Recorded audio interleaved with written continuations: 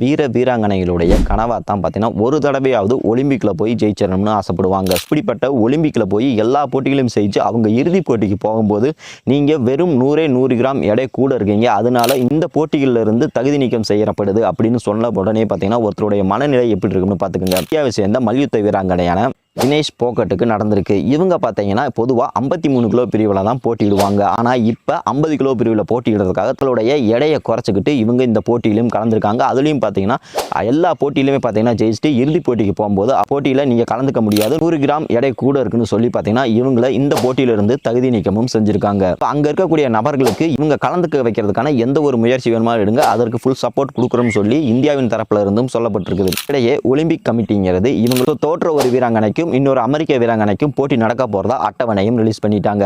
இதை பத்தி நீங்க என்ன நினைக்கிறீங்கன்றத கமெண்ட் பாக்ஸ்ல சொல்லுங்க. இது போன்ற தகவல்களை ஒரு நிமிஷத்துல தெரிஞ்சுக்க நம்ம சேனலை சப்ஸ்கிரைப் பண்ணி வச்சுக்கோங்க.